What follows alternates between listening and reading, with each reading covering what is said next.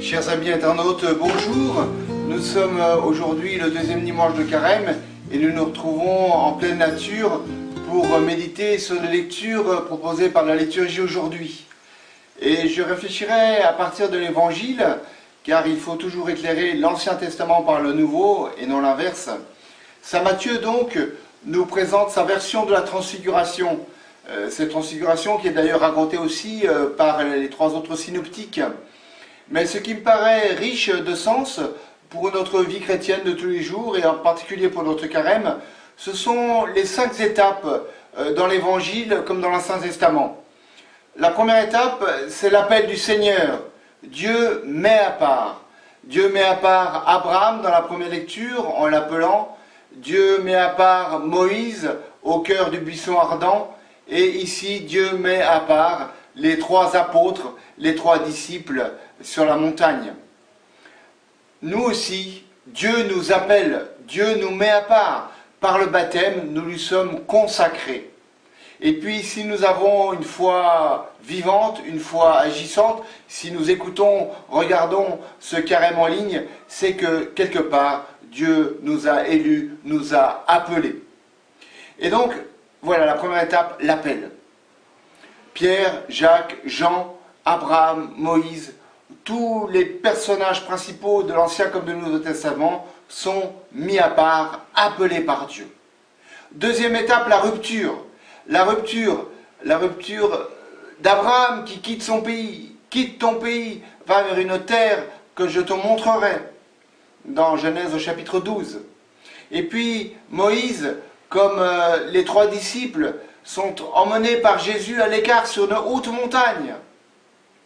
Oui, nous sommes nous aussi appelés à sortir de notre quotidien, à tout quitter pour suivre Jésus sur cette haute montagne, comme les Hébreux avaient quitté l'esclavage de l'Égypte. Oui, Moïse, comme les 3 disciples, sont emmenés à part par Jésus sur cette haute montagne. Toute vie spirituelle implique une rupture. Troisième étape, la rencontre. Et il fut transfiguré devant eux. La gloire de Dieu, nous devons la vénérer, l'adorer, comme les apôtres l'ont fait sur cette montagne, sur le Tabor. Ce Tabor, c'est un dévoilement. Jésus montre son vrai visage. Nous voyons le vrai visage du Christ. C'est un dévoilement parce que jusque-là, la gloire du Christ était cachée à nos yeux. Cette théophanie, les hommes de l'Ancien Testament l'avaient vécue avec Moïse sur la montagne du Sinaï. Eh bien, nous avons tous nous-mêmes des temps où nous avons connu un moment de rencontre intime avec le Christ, un moment sommet, je dirais. Et nous avons à en vivre de ces moments. Si vous ne l'avez pas encore vécu, cette rencontre personnelle avec le Christ, je vous invite, pour les plus jeunes peut-être, même sûrement, à vous inscrire pour les JMJ à Madrid. Pour les autres, simplement à aller en pèlerinage, à aller suivre une retraite, ou tout simplement à faire oraison. Quatrième étape, qui est une tentation, s'installer. S'installer dans la rencontre, bien sûr, mais s'installer, c'est une tentation de rester là où on en est. Aussi bien les apôtres, dans Saint Pierre propose dans la Transfiguration de dresser 3 tentes. Aussi, dès qu'Abraham arrive en terre promise, eh bien, il y a une famine dans le pays, et Abraham est obligé de quitter pour aller en Égypte. Hop, il part avec toute la smala. Le peuple juif ne cesse de demander des signes à Moïse pour s'installer dans la foi. Ne sommes-nous pas, nous aussi, tentés de nous installer dans cette foi de croisière?